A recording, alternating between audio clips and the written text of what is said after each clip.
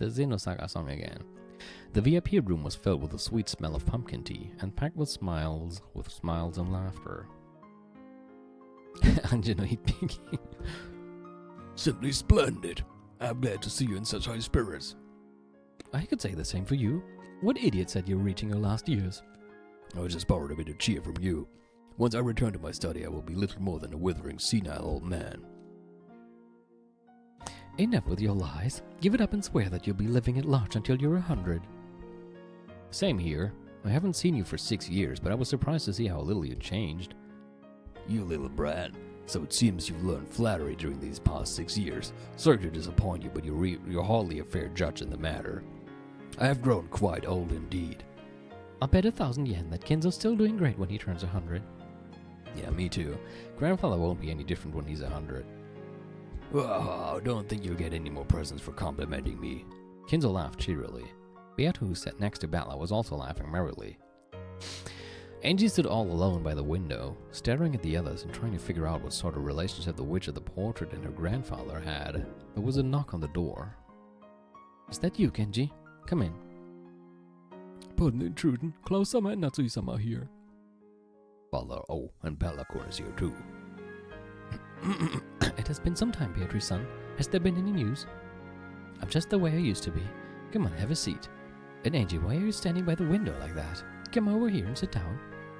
Angie, come over here. I'll just watch from here. Angie grasped the candy she had gotten from Beato tightly, and with a gaze that was still wary, she continued to stare.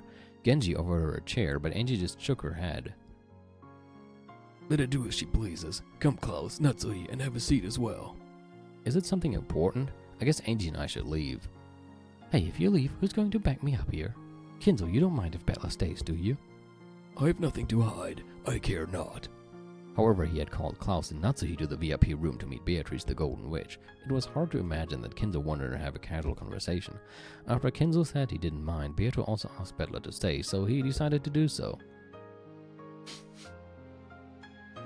In order to avoid getting in the way of their conversation, Bella stood up from the sofa and walked over to Angie's window. When the big brother finally came back to Angie, she clung to his waist as though determined not to let him go away again. Oh, I see. That must be why Angie doesn't like me. Huh? What do you mean? Angie doesn't dislike you, does she? You really don't understand women, Bella. Beato smiled at Angie, but the latter turned to look the other way. Even a young woman is a woman nonetheless. When Beato stopped laughing, the conversation switched gears. Why on earth did Kinzo summon Klaus and Natsuhi to the VIP room, and what was he going to talk about? Everyone fell automatically silent.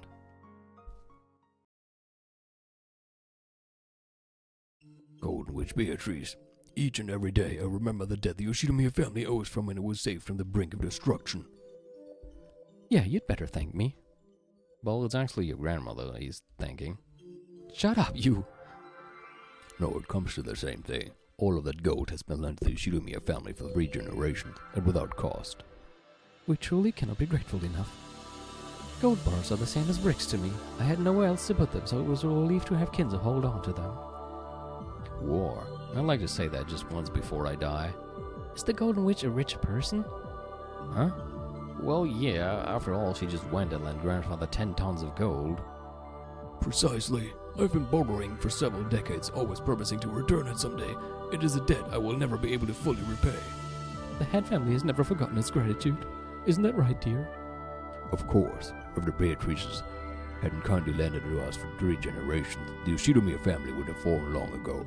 Even someone as shrewd as father couldn't have done anything without funds to start with. By now, my money is making money, and the gold that made up my original funds can sleep in peace.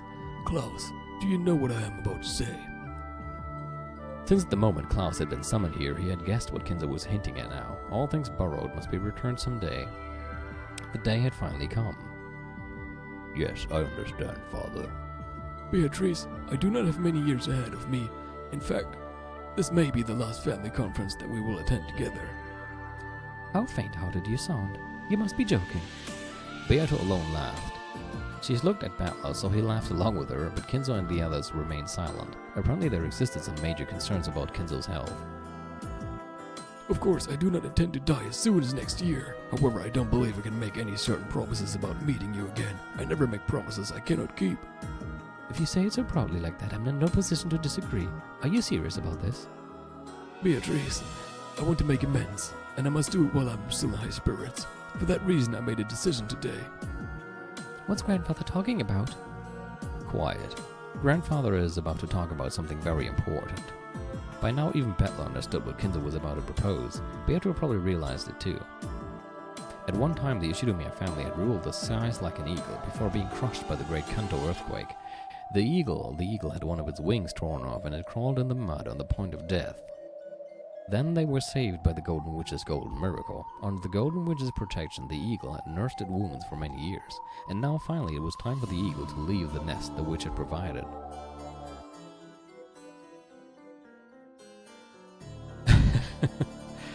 I will return all of the gold that your grandmother lent me. Klaus, you have no objections, correct? That gold did not belong to the Yoshidomiya family in the first place. Of course. I have no objections whatsoever. Are you sure, Klaus? You're an investor, aren't you? You could always do with more money, right? Didn't you want Kinzo to hand the gold over to you? Yes, now that you mention it, it's hard to deny what you say. However, the contract was always between you and father, and the gold was yours to begin with. My husband is the successor, after all. Just as father rebuilt the family in one generation, I am sure my husband will make the family thrive in his. And this is something the two of us will do together. Well said. Yes, that's the spirit. So letting go of 10 tons of gold leaves you with no regrets? I must say that is quite impressive. What can a witch do against an opponent who cannot be swayed by the golden magic? I will return the gold to you, but the Yoshidomiya family will always be supremely indebted to Beatrice the Golden Witch.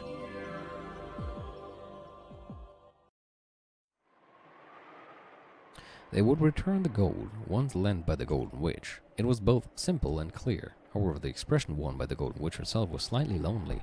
Angie couldn't understand why this was. After all, if you're returning it, I cannot simply say I don't want it, take it back. Oh well. Beatrice rose from the sofa. Then she walked up to the window and looked down at the rose garden waving in the wind. Klaus, I have also decided to present you and the others with my inheritance while I still live. Father.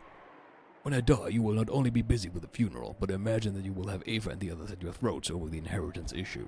If all is divided now, the funeral will be less trying for you. Klaus, write this down. And Genji, please be our secretary. I will now lay out the distribution of my assets.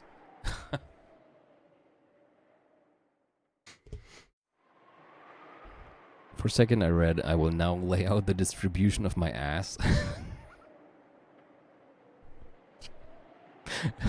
I'm terribly sorry.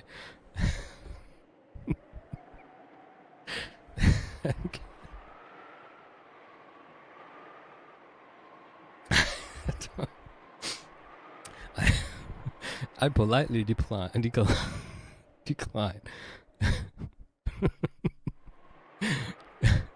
Yeah, Kinzo will now lay out the distribution of his ass. Kinzo immediately began explaining how the inheritance would be split up. Battler, realizing that he shouldn't be listening in on this conversation, walked over to where Beato was loitering by the window. Hey, rich person. If you've got too much gold on your hands, I'd be happy to lighten the load. Gold would be more useful if you turned it into firewood and used it to cook a stew. What's the matter? You're looking a bit bored. So, this day has finally come. I do feel a bit lonely. You do? My magic revived the Yoshidomiya family and created Rokkanjima. And now, it seems the Yoshidomiya family no longer has any need for the power of my gold. It has taken flight, leaving the nest of my magic behind. True, that's how it's turned out. I have called Rokkanjima the Witch's Island. My island. Yeah? And now Rokkanjima is returning the gold to me. The day has come for Rokkanjima to awaken from my magic. That's true. I knew that this would be the last game. However, now that we've reached this point, even in a manner such as this, it's surprisingly painful. You're the type of person who looks totally carefree, but who's actually full of lingering attachments and regrets. The cruel and obstinate ones are usually the quickest to grow attached, and then to feel lonely. That's right. That's the kind of person you are. It was a game for you and me. It was fun. A great game you polished to perfection during those 6 years. I once likened it to eternal torture for the both of us. Eternity is happiest when you can still believe that it's eternal, but all things must end, and we have to be aware of that. So we must not avert our eyes. Just as the sun always rises, there's no sun that doesn't set. Of course, Angie didn't have the slightest idea what her brother and the witch were talking about. However, even as young as she was, she could feel that the pair had spent an incredibly long time together, and that they understood each other so well that they might as well be a married couple. Then, Beato noticed her reaction. Angie, at one point the two of us wove games for each other. However, that time is now over. This game has been made, not for our sake, but for yours. They were speaking in riddles again. Grasping at the key that hung by her chest, Angie looked at her brother's face. We need to show you the contents of the cat box of this day. That key I gave you is for opening it. What do you mean by cat box? He means this day. With the miracle of magic, I've brought you to the day you wanted to reach so much. You must continue telling the story of this day as the final witch. Does that mean that I mustn't remain here? Angie's tone was slightly tense. She understood what her brother meant, and it made her frown. Just how long have I suffered, wishing that I could return to the Dokkanjima of 1986, and now I've finally made it here. So why are you chasing me out? You said I could decide for myself. That's right, I did say that. I'm not leaving, and please stop trying to spoil me with a strange made-up game. I want to know the truth of this day. She's a moody girl, be it 12 years in the future or in the past. Shut up, I didn't ask you. And what the hell do you think you're doing here? Didn't the Golden Witch come here to perform her resurrection ceremony?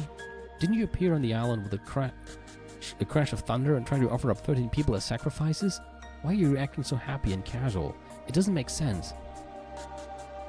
You're the one that doesn't make sense. What are you thinking? Do you want me to be a murderer? You wrote it down in a tale, sealed it in a message bottle, and threw it into the sea.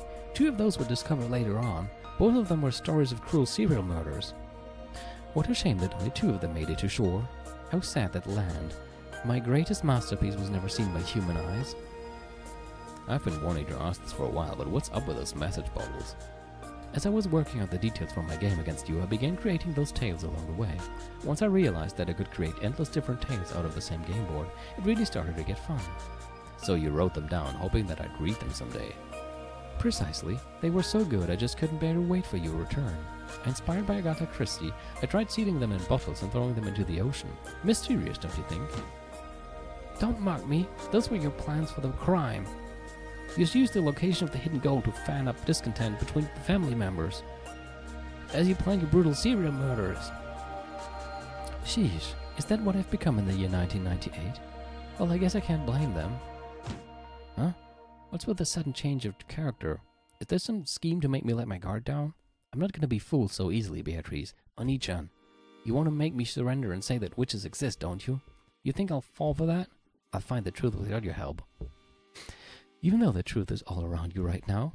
You once called yourself Gretel, but it seems the name Mitchell would be more fitting. Enough! Angie tried to slap Beato's cheek. However, the difference between their heights was so great that Beato dodged before the hand could reach her.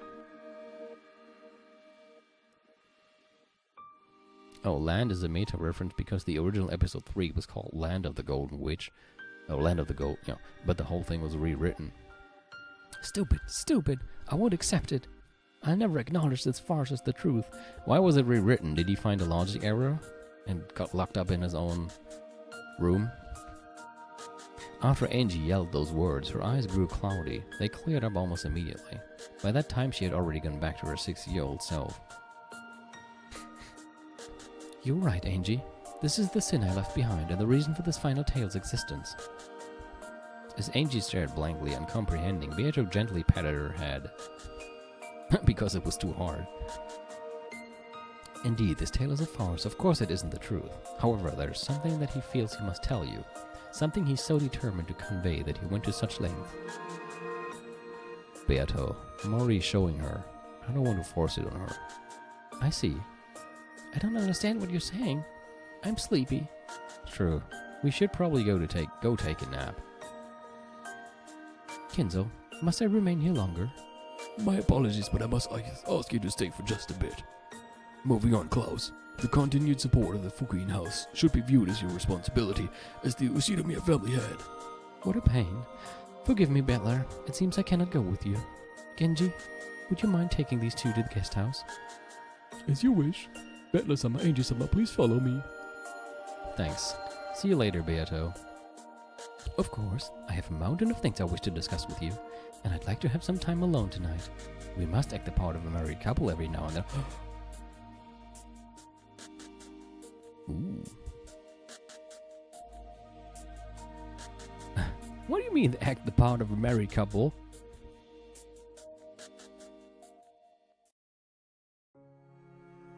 Come on, Butler. Don't say you don't want it. I know you do. Because Angie had gotten so bored, she had grown very sleepy. It would probably be best for her to take a quick nap. Butler walked through the windy rose garden, pulling her by the hand. When he questioned the guide, Genji, he learned that the old servant had known beforehand of Kinzel's desire to return the gold to Beato and settle the inheritance problem early. The master decided to start preparations early for his final task in this world, the ending of his life. Most people don't think much about what happens after they die. Guess grandfather just lives on a whole different scale. Today marks the start of a new flight, when the Yoshinomiya family will depart from the Golden Witch's patronage. That's true. That's a pretty cool way to say it. Apparently a grand Halloween party was to be held tonight, and Goda and the others had been ordered to start getting ready for it. However, it wouldn't just be a party, it would be a ceremony to mark the return of Beatrice's gold. At the start of dinner, grandfather would make the announcement, and the 3 generations of Beatrices would be thanked for their gift to the family with a round of applause. Apparently this was what they had planned. Are we still keeping the secret from Dad and the others? Technically it's a secret, however the master did not suddenly begin thinking in this way today. He has considered this day many times over many years and has even discussed certain matters with his children. I doubt that any will be surprised to hear this night's announcement. Apparently my old bastard's been running all over the place trying to get money for his company. I guess he'll be dancing around when he hears that grandfather's giving him his part of the inheritance early. A nice present for him. I rather think the great responsibility is what will spur him on. Ever since Rudolph-sama left the island, he has succeeded splendidly. However, his success so far has been supported by the master's wealth. And now that he's suddenly getting his inheritance money, he'll have to keep going by his own strength alone in the future. That's some nice pressure for him. The siblings must have suffered for decades because of their father's excessive success and ability. Simply having a parent who is too successful can be a great burden to a child. And tonight, they'll be leaving the nest, truly becoming adults for the first time. It seems the master plans to call this night a gold returning ceremony. However, he originally intended to call it a living funeral. Sounds pretty depressing having a funeral while you're still alive. I'll admit that calling it a day to start a new journey and leave the rest fits the Yoshinomiya family much better. Oni-chan, I'm sleepy. Oh look, we're almost at the guest house. Do you want to go to Mom's room or to the cousin room? I don't care. I'll sleep right here until dinner. Angie, still holding her brother's hand, crouched down and looked as though she was about to fall asleep. Butler lifted her up and carried her. As she felt the warmth and safety of her brother's back, Angie drifted off into sleep. What happened that day? Just what on earth happened on October 4th and 5th, 1986? Because of the massive size of the Rokanjima explosion accident, the time of the explosion was known almost exactly, down to the minute. That time was October 5th, midnight. The sheer improbability of that round number proved that the accident had been produced by artificial means. Later on, the following statements were collected from individuals who knew Yoshinomiya Kenzo when he was alive. During his lifetime, Yoshinomiya Kenzo built a clock, rigged to blow up the island at exactly midnight. This clock was apparently inside his secret study. When he felt mentally cornered and wanted to think up a brilliant plan, he would activate that device and use the tension of the approaching midnight to bring some flash of inspiration to him. While Yoshinomiya Kenzo still lived, this was only thought of as a tall tale about this eccentric man, but the fact that the Rokanjima explosion accident occurred at exactly midnight supported the story. It sounds crazy. He must have hoped to gain some sort of mystical power from those short periods of madness. If we call this a source of high output mental powers, that story isn't that difficult to swallow. Professor Otsuki spoke passionately. Witch hunters, enthusiasts who treat the mad fantasies surrounding Rokanjima as their plaything. Angie had no reason to love these people who embellished the death of her family just for the fun of it. How ironic it was to Angie, who wanted to know what happened that day, that such people knew more about that island than anyone else. If someone used that device, the island would be blown away without a trace. There would be nothing left. No matter what had happened there, they could erase it. Well, isn't that actually wrong? I mean, it was said that if you go to Kuadorian, you would be fine. Theories that Ushidomiya Eifa was the ringleader of some conspiracy sprang up very early on. However, no one was able to explain how she set off such a massive explosion, and the rigged clock proves that such a thing was possible. Correct. We can theorize that Ushidomiya Eifa, fully aware of the timing and expected radius of the explosion, took refuge in Kuadorian. To get all of the family wealth to herself, she killed everyone and used the explosion to remove all evidence. That idea provides the most logical explanation for the Rokkanjima mystery. It also conforms with the fact that Eifa never spoke to anyone about the events of that day. Where was that rigged clock, and how did Eifa find it? Several forgeries have speculated on this matter. There's no need for me to waste time thinking about it.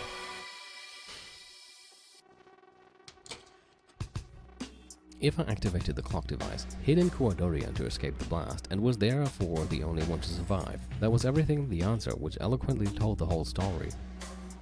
When Eifa first adopted me, our relationship wasn't that bad at all. I asked her several times what happened that day. Every single time she answered, it was to say that she didn't remember. But well, she must have been flustered at the time. The very first time I asked, she answered like this: "I can't tell you about it." It was a slip of the tongue. She knew what had happened that day, and she left this world without telling even a bit of the truth. She sealed the truth in a cat box and left this world, taking the key with her. There can be only one answer. She was behind everything. She got to keep all of the family wealth to herself and became super rich. And afterward, she lamented the fact that her beloved son would never inherit any of what she had created, and she cursed me. Just remembering that old bitch makes me want to vomit. What happened that day? That's what I want to know. It's my only goal, the one reason I'm still alive. However, later on, I had to come to grips with the fact that my goal was an abstract one. After all, though I don't know what happened that day, if it's a question of who did the crime, that's already clear. Ushidomiya Eifa. She's the culprit. That has never changed since the beginning. That's right. I'm not trying to find out what happened that day. I'm trying to find out what Ushidomiya Eifa did that day. If I can reveal that, then I can expose Eifa's evil, even though she's already dead. That is my true goal. The police also suspected that the accident might be a crime, and they did investigate. However, no matter how much they inspected the crater that had once been Rokkanjima, they didn't find anything at all. The public and the witch hunters cornered Eifa with several bits of circumstantial evidence, but not a single bit of physical evidence was found. Though Eifa was only the merest fraction of a shade away from guilty, they were unable to expose her crime. My goal isn't anything as vague as learning what happened that day. It's to expose the crime Ushidomiya Eifa committed that day and to have my revenge.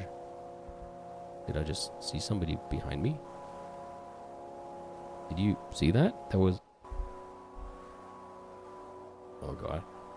I have to watch the video later and check that out. Totally looked like someone just walked past me. Okay, at least it wasn't during a creepy scene, because then I would have really freaked out. Probably just something that looked like somebody was walking past me. I haven't been able to expose Ushidomiya Eifa's crime, so people are acting as though the events on the island were all done by some bizarre golden witch. Defeating the golden witch means exposing Ushidomiya Eifa's sin. I won't forgive Ushidomiya Eifa. I'll certainly hate her and take revenge for my family. That is Ushidomiya Angie's one and only reason for living. No, not you again. If she knew you hated her that much, the Predator would probably be rolling around laughing in the next world. Shut up. I'll expose that old bitch's crime. I won't accept that it was a perfect crime with all traces blown away. I'll never do that. In other words, this journey of yours is a journey to a revenge for your family. Got a problem with that? You must be joking. It's great to know that you have a purpose in life. Could you turn that off? Oh, you don't like Zaki. Amakusa turned the radio off. The dull sound of the engine became the BGM that filled the car. Is it really so strange? Fighting for revenge? Not really. Out on the front, I met people who live for that reason over and over. You've been on battlefields many times as a mercenary, right? Well, I've seen a few. So are people who fight to take revenge for their families strong? No doubt about it. Some people even strap bombs to themselves and commit suicide to take revenge for their families. Humans are more than capable of dying for vengeance. That's right. I could do it too. Have you heard of child soldiers? You mean kids who fight like soldiers? That's it. Kids who've lost their parents and have nowhere to go sometimes get picked up by groups of armed insurgents and become soldiers. They get a gun thrust in their hands and they're taught how to take revenge. But in the end, children are expendable. Anyone can be a soldier in a battlefield if they can pull a trigger.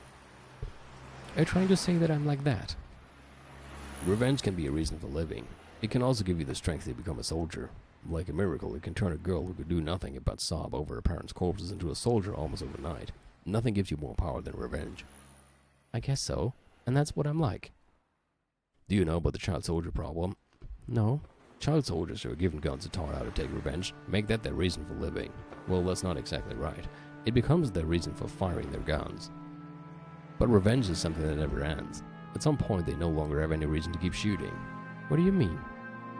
They once shot for revenge, but eventually they keep on shooting for no reason at all. You mean they forget about taking revenge? When revenge is impossible, they eventually get tired of it and forget their original goals. When that happens, they have nothing except their guns. Eventually, they'll keep shooting just so they can eat. You're saying that child soldiers who started using guns for revenge end up as bandits or something? After all, they've never even gone to school, and they haven't been taught any useful skills as far as employment goes. They only learn how to shoot guns, and they were only ever praised when they killed the enemy. Eventually, your reason for living stops being revenge and becomes the means you once used to take revenge. It's sad, really. Are you saying that I'll eventually get tired of revenge and, what would it be in my case? You'll get tired of exposing the truth, and you'll eventually become a person who can do nothing but hate Yoshido Ifa. Well, that's true already. Got a problem with it? Come to think of it, that's right. I'm not sure what Amakusa is trying to say. Probably something annoying, so I'm not interested. Revenge is pointless. Is that what you're trying to say? You still have a long life ahead of you, lady. With your youth, you could do anything. I get the feeling that this journey might be a waste of that precious youth. It's none of your business. I've already jumped once, remember? Off that huge skyscraper. And you only barely made it out of that alive. Back then, I died, so I'm already a ghost. And my only purpose is to expose the truth of that day, to take revenge on my family's enemy. Sheesh, that's an iron will you've got there, lady. There's no way a flippant man like you could understand how I feel. After that, Amakusa was forced to shut his mouth. He shrugged, but Angie didn't see. Even so, Amakusa spoke once more. On the first day we started this journey, you said something. You said you wanted to know what happened on that island that day. Is it the same now? What's changed? Now you're saying that you want to know what happened on that island that day so you can expose Yoshido Ifa's crime. And isn't that exactly the same? Well, that's true, but I'm tired, so I'll sleep now. Would you mind staying quiet for a bit? Tell me when we get there. Roger that. I wasn't particularly tired, really. I just said that because I didn't like talking about this. Don't become one, a child soldier. Angie, who had decided to feign sleep, ignored him, but Amakusa kept talking. He wanted to make sure she heard at least this much. You started on a journey to learn the truth. It's becoming more and more a journey of revenge. A journey to have revenge by exposing the truth. But as you know, there's nothing left on Okanjima. There aren't even any traces left. Exposing the truth might not be a picnic. I know what Amakusa is trying to say. The police searched the scene so thoroughly just after the crime that even they weren't able to find any physical evidence proving that Yoshido Ifa was the culprit. And a full 12 years have passed since then. If the truth could be discovered by a girl like me, waving wads of cash around to pick up a bit of info from those who were somehow related to the incident, then someone would have exposed the truth long ago. I might not be able to reach the truth. If so, then my desire to expose the truth, will probably fade away. After that, only my hatred for Ifa will remain, just like those child soldiers who forget their own original purpose and live just to shoot. I'll forget my original purpose and live just to hate. I'll do nothing but despise Yoshido Ifa, but my goal, exposing the truth for revenge, will be gone. So hating Yoshido Ifa will become my whole life. Is there any difference between shooting for revenge and shooting to live? When you pull the trigger, someone dies either way. And what about my case? Is there any difference between hating Ifa as I expose the truth and hating Ifa after I've given up? There's no difference. In the end, whether I find the truth or not, I'll just keep on cursing Ifa over and over until I die. What a crappy life. But now, that's all I have left. Yoshido Ifa stole my family, so I'll take revenge by exposing her crimes and showing the world. My consciousness was slowly drifting away into sleep.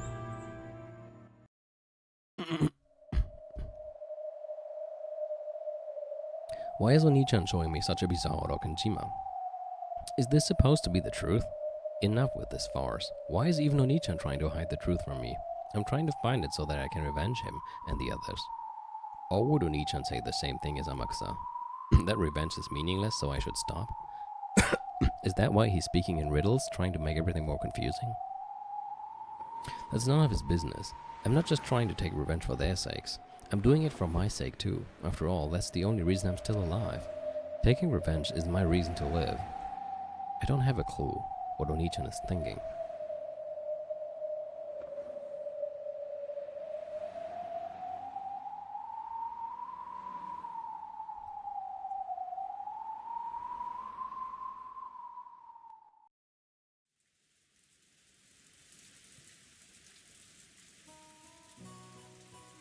Outside, the rain had started to pour down hard. However, inside the cousin room, it was loud and cheery. It could have been raining spears, and no one would have paid any attention. Hey, there's that phrase again.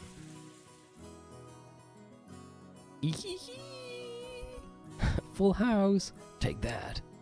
Whoa, you weren't bluffing. The cousins were all bursting with energy, sitting in a circle on the bed. And I thought Bella always had crap in his hands every time he acted tough. Of course I've been losing all this time just to make you think that. Ushido Bella, the man who loses strategically to win in the end. Oh, Bettler's incredible. All my coins have disappeared again. I'll give you some of mine. Let's crush Bettler together, okay? With just a deck of cards, the cousins could enjoy themselves for hours and hours. They were so engrossed that the occasional thunderbolt hardly even registered as static in the background. I'm starting to get hungry. I wonder if dinner's ready yet. Who knows? It should be ready soon. Is it Sana again?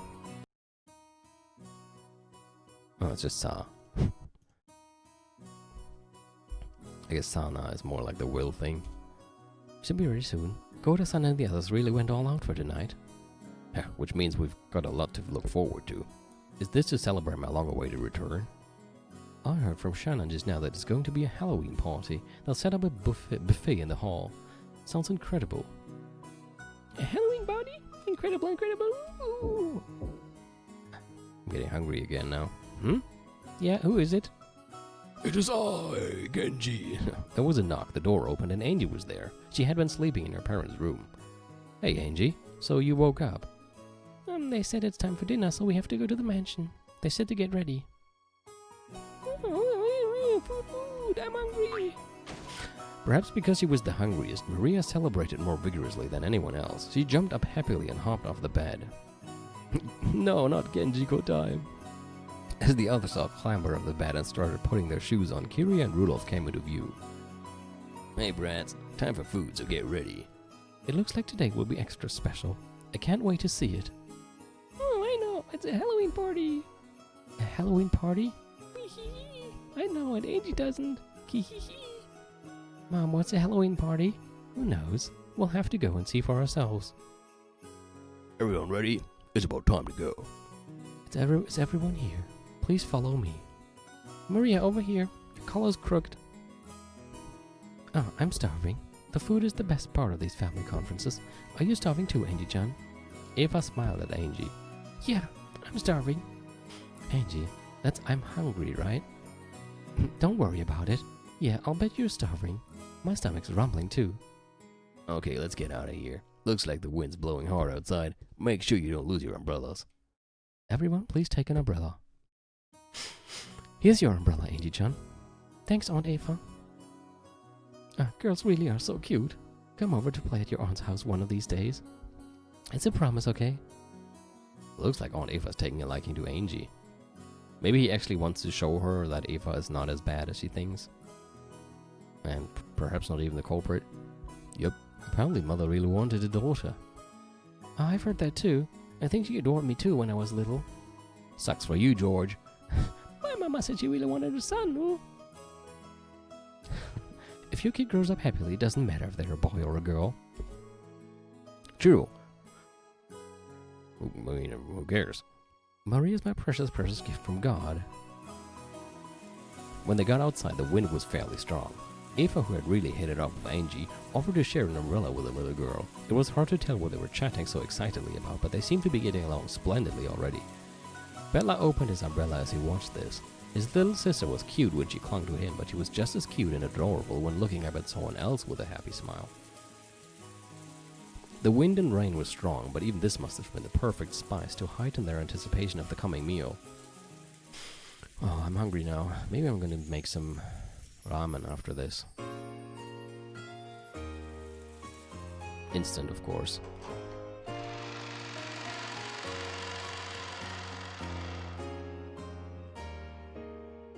Thanks to some festive decorations, the main hall had been remade into the scene of a Halloween party. The Yoshidomiya family always took meals in the dining hall. This was the first time I'd ever seen a buffet-style party set up in the main hall. Yo, Bella! What, are you a rapper now? Hey, Maria! Long time no see. Beto! Happy Halloween! Trick or treat! I have some candy for you, but now is not the time. After all, it's just before a meal. Thank you, Beatrice-san. I see you're looking as beautiful as ever. You too, Rosa. You certainly don't look old enough to be a mother. Have you been drinking? Your ears are looking pretty red there. Well, after you left, Kidza said he'd brought this rare drink, so I couldn't help but sample a bit. And this coming from a person who tells little kids not to eat candy before a meal. Seriously. Pardon me, Beatrice-san, Mother Master's calling for you. I saw Kinzel beckoning from over by the portrait. Isn't that nice again? What's an... I guess that's... that's an option. Shotgun umbrella. I was just about to mention what a nice atmosphere this is again. Everybody's getting along nicely still. And then Aaron sends me a picture of a shotgun umbrella. Good grief, when it comes to ceremonies, that man is always so obsessed with form. It's probably about that ceremony for the girl's return. This is a huge turning point for the Yoshidomiya family. You'd better go and play along. It does make one feel a bit lonely though. This won't change the fact that you're the Yoshidomiya family alchemist. Perhaps. Then I'll be back shortly. See you later, okay? According to Genji, today's party has a bit of a theme to it. You'd better look forward to it. You make it sound like you did any of the work. Why, you're another one who obsesses too much over details. Later. Oni-chan, is something going to happen today? Is it a special day? Well, in all the other tales, something special certainly did happen. It looked as though even Angie had picked up on that much. She seemed to be getting tense for no reason. This is a special day for the Yoshidomiya family, but it doesn't have anything to do with you personally, so you should just relax. Okay, that's right. Hey, did you know? I just heard a huge secret from Aunt Eva. Even Maria Oni-chan doesn't know, but I'll tell you. Oh? So what's the secret? Okay. I heard that if you get an almond in yours, you win. Win? Is this like a lottery or something? Anyway, if you get an almond, you win. Angie puffed out her cheeks. Apparently she wanted her praise for sharing this exciting secret, but just knowing that almonds win doesn't really explain much. Okay, got it. Thanks for letting me in on that major secret. You're mean, Oni-chan, and I even told you my secret. Angie, her cheeks still puffed out, headed back to where Aunt Eva was. They really are getting along well. Well, I guess I have no problem if it's her aunt. If it was some guy from her class, I don't care if they're in elementary school, it's not happening. No playing with the opposite sex without Oni-chan's approval. At that moment, Genji-san's voice rang out. The chatter gradually subsided, and the rain outside once again became apparent. Ladies and gentlemen, I ask for your silence. Silence filled the room. All of the relatives seemed vaguely aware that tonight's festivities consisted of more than a Halloween party. Betla already knew. This was a ceremony to mark the return of the gold from Kinzo to Beatrice, which had been borrowed for so many years. Now that fact was being announced by Kinzo himself. He spoke of how this gold had not only restored the Yoshidomiya family, but brought it to a level of wealth it had never before experienced. He spoke of how he would finally return this gold to Beatrice, the one who had saved the Yoshidomiya family. Kinzo personally handed an ingot decorated with a bright red ribbon to Beatrice. This is the debt we owe to 3 generations of Beatrice the Golden Witch. The Yoshidomiya family will never forget it. Sheesh. If you've nowhere to put it, I'll be happy to take it off your hands. Beatrice-sama? It was hard to imagine Beato of all people getting admonished by Genji. I couldn't help but laugh.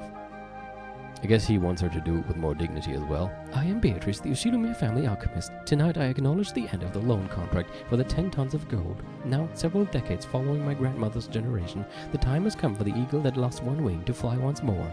I will watch over that eagle and pray for its prosperity in all generations to come. Applause filled the hall. Though she had managed to make such a dignified speech for once, as soon as it was over, she stuck her tongue out and leered at us. Isn't it nice having wholesome moments like this for a change?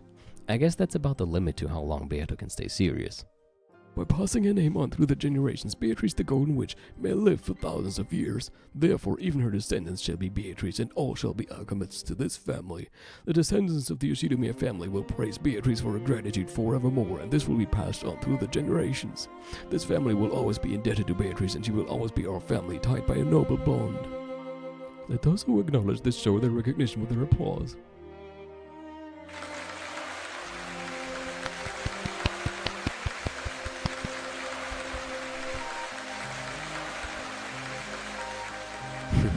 After Genji's words, the relatives all looked at each other, then started applauding at once.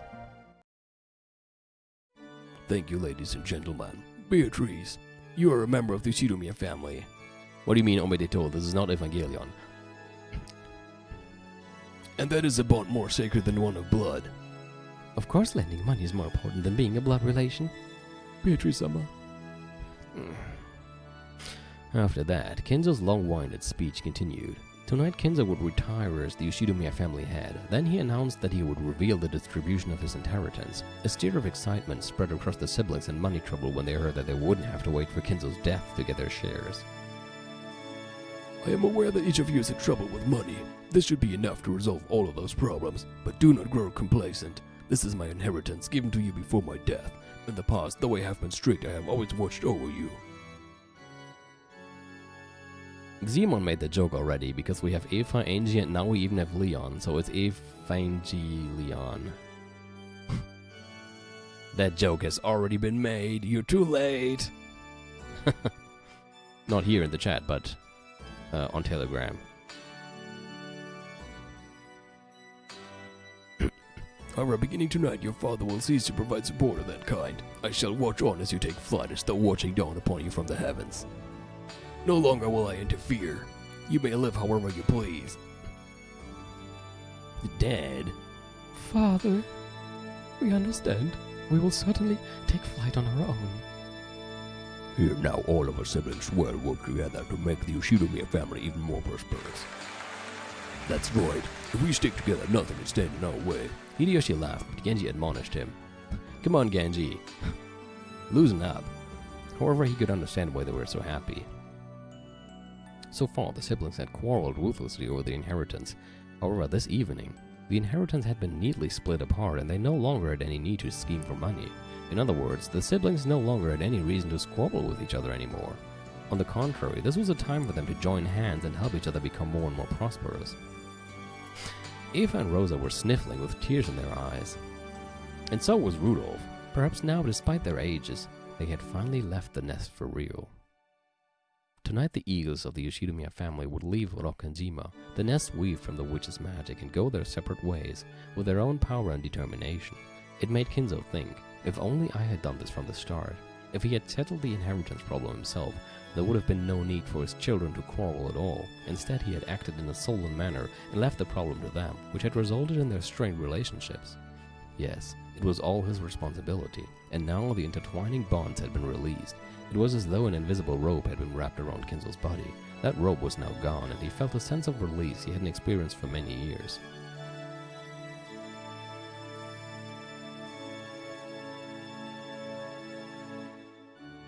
The four siblings stepped forward, and before Kinzo, they swore to all support Klaus, the new head, and lead the family to greater prosperity. Their faces sparkled with an unexpected youthfulness. It was only natural. After all, none of the four had made such a natural-feeling promise since the time they were kids. As the vibrancy of their youth returned to them, the siblings made a promise once again. When Klaus finished his announcement, a friendly applause filled the hall. The cousins, and the servants too, joined in on the applause that continued on and on. Angie watched this dumbfounded.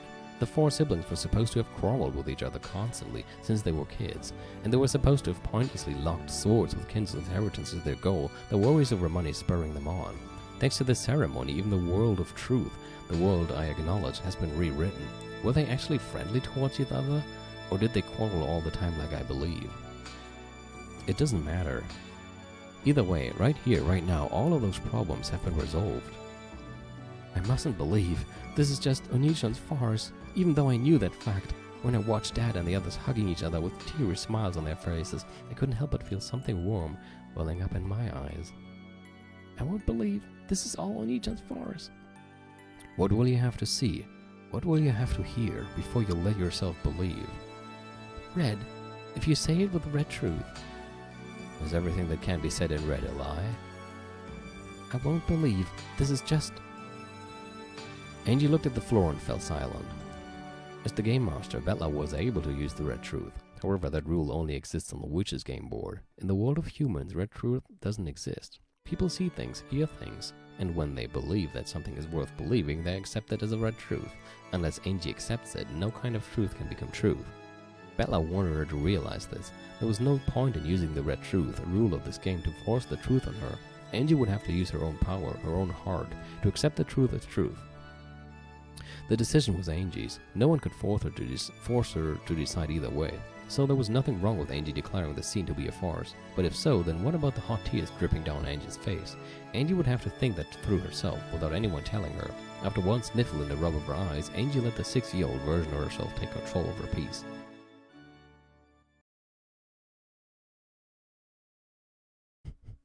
What followed was a harmonious, fun stretch of time. Beautifully adorned dishes were brought in, one after another, and champagne corks were loosened with pleasant sounds. Several small tables were set here and there, each with its own theme. That was where the fun lay in this stand-up buffet party, as the guests wandered from table to table, pondering what they should eat first. This sort of performance was where Goda's genius shone through. The hotel that let him go should have regretted ever having done so. Of course, a stand-up buffet would probably be a tiring affair for the middle-aged. So chairs had been set out as well. However, each time a new dish was brought into the hall, they could get up to look, wandering through the tables however they pleased. This way they could each bump into a new group of people, then mingle elsewhere when that group melted apart. People are interesting. As the members in each group changed, so did the topic of conversation. The bustling Halloween party played out like a colorful kaleidoscope. The origami chains decorating the walls brought back youthful memories. Those would help anyone enjoy themselves like they were kids again. Even to Angie, it was like a dream. She chatted happily with her cousins. She also chatted with her aunts and uncles. Beata showed her several tricks that she called magic. Maria said they were magic, Angie said they were tricks, and the night grew even more lively. The two young girls were so fired up that the adults decided to show some tricks they knew, shocking both of the kids utterly. Eventually they each started showing tricks to the others, asking if they'd ever seen this one or that one before, and it became a party of magic, just perfect for Halloween. In addition to magic tricks, several quizzes, riddles, and games popped up, reminding everyone of their childhood days. Even the servants who were serving food got dragged into the groups, and the whole hall was filled with chatter. To Angie, young as she was, every single magic trick, quiz, and riddle was an entirely new experience. They stimulated her intellectual curiosity, and she couldn't contain her excitement. Add in the wide variety of delicious foods and drinks she could choose from, and it was like being in a dream. Angie felt a floaty sensation, as though she was walking on a cloud. Angie, did you drink some of this? This is Daddy's drink. I wanted to try some adult grape juice too. Uh-oh. So it's okay. Your face is looking a little red there. Are you feeling alright? She only had a bit, so I think she'll be fine. Fun fact, when I was... I don't know... 3, 4, 5... something like that, I accidentally drank sherry because I thought it was apple juice. We were on vacation and I woke up in the middle of the night. Well, my parents were still awake and there was a table of sherry on the table, and I don't remember this, by the way. I was told by them that this happened. I went there without them noticing because they thought I was sleeping. You know how kids sometimes they would wake up by themselves and just walk somewhere without telling anybody. So I woke up, just went to the table, saw that there was a glass with something that looked like apple juice, and I just drank it. And then they noticed, and, well, the only effect was that I slept better than ever before. It wasn't much. I mean, because, of course, once you taste it, you immediately go like, Oh, what is this? It's not apple juice. but I must have been a ninja or something, since they didn't notice me. I guess the lesson of that is, if you have kids in your house, don't let alcohol stand on the table where they can reach it. But yeah, it was fine, nothing happened. Your face is looking a little red there. Are you feeling okay? She only had a bit, so I think she'll be fine. I'll be fine. I'm not a kid. Angie-chan, drink this one, okay? That stuff your dad drinks is nasty, so don't try any more, got it? This is whiskey. This is the good stuff. That's right. If you drink bad stuff, you'll end up as a bad adult, too. I'm not gonna be a bad adult. I'm gonna be a princess. That's right. Angies are a princess. Yep, she's our family's princess. I agree. You'd better come over to my house to play sometime. We'll have lots of fun. Okay. Thanks, Aunt Eva. Everyone's being really nice. It almost feels like I've become a real princess. I feel so great I could almost believe that this whole celebration was being held for my sake. Bella stood outside that group of people. As he watched Angie smiling happily from the distance, he smiled too. When she smiles like that, she really lives up to her name. It's so sad. What do you mean she lives up to her name? I agree, it really is a smile fit for an angel. Oh, okay, I get it. I hope that smile comes from the real Angie and not just the piece. Even if it doesn't, she's watching this, and she can think it through herself. This game between you and Angie really is overflowing with affection, so much that it's irritatingly slow for me. And what's wrong with that? There's no one to get in her way, no obstacles or tactics or anything else to worry about. That's right, this game is no longer a battle. Now that you mention it, this is cleaning up. Cleaning up after our game. I'll never be able to make up for the sin I did to her through my careless actions. We have to take responsibility for our game. We'll make up for our sins together. That's why we're showing Angie this final game. Do you think that Angie will be able to use that key the right way? Of course, I've thought about forcibly dragging her in the direction we think is right. Such an attempt would probably have been meaningless. When you're forced to make a decision, it's hard to accept that it was truly a correct one, no matter how much time passes. Exactly. Angie has to think and choose for herself. Even if she doesn't make the decision we view as the correct one, I think we should respect it. You are the game master. I cannot argue with you anymore. I will simply watch on and enjoy this night. This game is really significant for Angie, but for us it's kind of like a party after the show. It's almost time, but are you sure? Angie might get the wrong idea again, right? I'll be fine. In fact, this is necessary, just like how you appeared in the way you did, and everyone else too. Let us enjoy this final celebration with the others. After all of them have acted their parts so well in this long game. That instant, the sound of someone clapping for attention rang out. Your attention, everyone. Please gather. And now for today's special event. Goda had been the one clapping. Everyone gathered together wondering what was going on. On the serving cart in front of him was a large sliced chocolate cake. As the highlight of tonight's Halloween party, I've prepared this Sachertorte for you all. Not a fan of that. As you can see, it was made specially for the Shidomiya family and bears the crest of the one-winged eagle in chocolate. The stupendous cake drew a gasp of admiration from all present. What a splendid cake! A perfect highlight for the party! Oh no, it's not just the cake. Tonight's cake has a little secret. Master, I ask that you explain that secret to everyone. Oh, very well, it's just filled with blood to the brim. Oh no, I mean, this is a bit of a game. One slice of this cake will be used to select the winner. It's got an almond in it. Angie shouted happily. Kinzo looked at her and nodded. In just one slice of this cake, there's a single almond. The one who chooses that piece shall become tonight's king. Whoa, it's been a long time since I played the king game. I'm guessing the subject matter was a bit different when you played it. So what happens to the person who becomes the king? The king gets to name one wish, then we shall all try to grant it together. Oh, sounds interesting. No, kings are boys. Girls can't be kings. If a girl wins, they get to become the princess. Why not the queen? Huh? Hello? Why not the queen? The almond. The one with the almond wins. Right? Oh, that's right. You're incredible, Angie. In times like this, luck can tell you something about a man. Can't let myself loose now. I bet you Angie's gonna win. Hold up there. Let's let the smallest kids choose first. Good idea. Angie-chan, you can go first.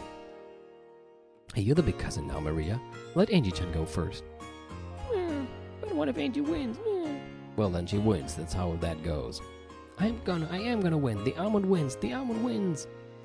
It seems we old fogies must hope that leftovers are lucky today. If we're going by age, I guess that means Kinzo's lost. But weren't you 1,000 years old? No. Everyone burst out laughing. Her real age was unknown, but she claimed to be 19 years old. In front of Angie lay a large cake, split into several pieces. Just one of those pieces was the winner. Well then, Angie-sama, which piece would you like? Whichever you choose, it will be ever so delicious. No way. I only want the winning one. Well, then you'll have to try and guess right on the first shot. Go ahead, pick one. Bella pushed Angie's small bag towards the table with the cake. Which one should I take? The chocolate cake was cut into 15 pieces. I want to pick the one with the almond and become the princess. One of them has an almond. Which could it be? I get to choose first, but it sort of feels unfair. I mean, it is, isn't it? My chances of getting the right one are 1 in 15. There's no way I'll get it. And then when Maria Woniachan goes after me, she has a 1 in 14 chance of picking the winner. The next person has a 1 in 13 chance, then a 1 in 12 chance, and the last person will win for sure. Woniachan, this isn't fair. It's harder for the person who goes first. Everyone laughed. Apparently there was something wrong with my calculations, but I still didn't like it. Then let us start with the contest of luck with Angie-sama. Please feel free to make your selection. Okay. If I have to pick one out of so many, there's no way I'll win. But for some reason tonight, it feels like I might actually win after all. I have no reason for feeling this way, but when I'm in a good mood, Lady Luck always brings me fortune. Have you decided yet? Yeah, I've decided. This one's the winner. I concentrated on my fingertip and pointed at one of the 15 slices. The slice I chose was... what? That's the first time we get gameplay in here? This one. I don't think I'd ever see the day when Umineko gives us a choice. This one, are you sure? I've made up my mind. I want this one. When he asked me whether I was sure, I felt a little uneasy. Still, at times like this, it's better to stick with your instincts. It was one of the few bits of philosophy that this young girl had learned from her few life experiences. Gora took the chosen slice, put it on a plate with a fork, and handed it to Angie. I'm gonna guess the result is always gonna be the same anyway. I go next. Ooh, should I take? It was Maria's turn next. She was excited, determined to be the winner. I walked away from that group all by myself. I was struck by a temptation to quickly cut the cake open and check for an almond inside. However, I stopped myself. If I check my piece first, my chance of winning is 1 in 15. However, if I wait for some other people to check their slices, then when I see that they've lost, my chances will go up, if only slightly. In other words, instead of searching for the almond right away, my chances will go up if I wait for some other people to lose. But if someone picks a winner while I'm sitting around here, the chances of my slice being a winner will go to 0. It will be tough to calculate the right moment. I need to wait just long enough for as many losers to show up as possible. My chances of winning are highest if I can check my piece immediately before someone else wins. Yeah, that's the trick to winning this game. I don't think that's how that works. What a strange thought. It feels like I'm missing something, even though no one else can touch the cake that's sitting in front of me. The almond inside it will appear or disappear depending on whether or not the other people win or lose. I was in such a good mood that I felt dizzy and I couldn't figure out what was wrong with my theory. But I did realize that something was strange. There is always just one truth inside a cat box. No matter what happens outside the box, it shouldn't be able to shake the truth inside. And yet I'm being shaken about by events outside the cat box, trying to use those to change the way I observe the box's contents. I don't even know what I'm saying. Another me inside me is trying to say that, but it's too hard for me to understand. I feel like I'm drifting. I got so cheery and excited that even though I'm not sleepy, my mind feels hazy. Maybe it's cause I drank Dad's adult drink. In the end, even though I chose the first piece, I decided to check it last. After I've seen that everyone else has lost, my chances of winning will be 100%. I tried to find the contradiction in my thinking, but I didn't really get it, so I stopped. It's much better to have a 100% chance than a 1 in 15 one, so I decided to bet on that. I couldn't wait to open this precious treasure chest, but I waited for everyone else to choose their pieces and check them. How's it going? Has anyone found a winner? I didn't have one. I lost too. Guess I'll have to give up on being the princess. Even if you lose, this Zaha torta really is beautiful and delicious. It's such a good decoration, it's almost a shame to eat it. How about you? Got the almond? No, not me either. What about you, Hideyoshi-Nisan?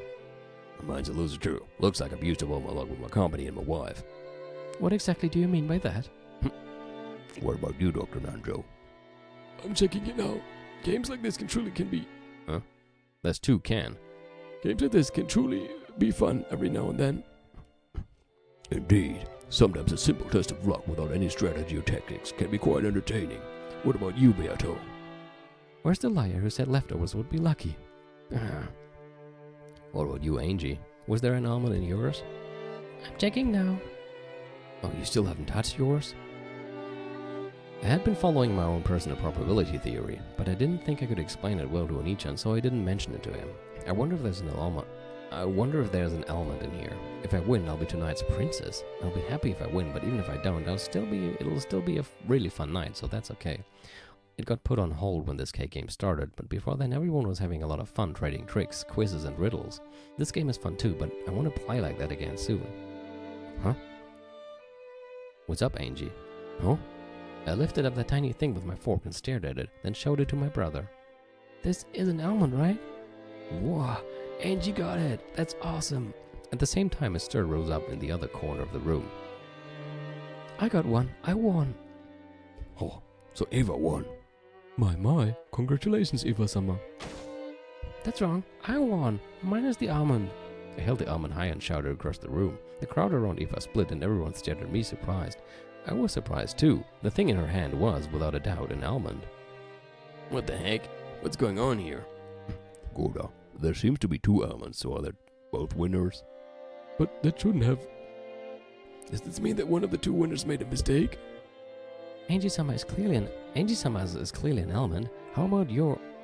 And Kanon-kun? Eva-sama's is clearly an almond. Ho ho ho ho, then it seems that they both win. Master. Ha, what an odd occurrence. What's all this, Goda? Well, it seems we've had a little mistake. Perhaps they should do rock, paper. Come now, don't be stingy. It just means the two almonds have appeared to signify the queen and the princess. Precisely. Let's have them both be winners. Well, but... Goda was hesitant. Actually, he had prepared a single special dessert for the king.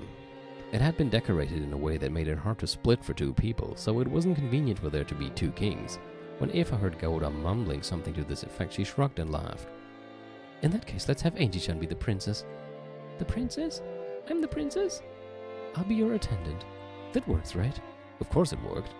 Angie had been worried that Eva would be declared the winner since she had spoken up first, so she hadn't even dreamed that Eva would give it up to her. But are you sure? You won too? It's okay, I get to be your attendant.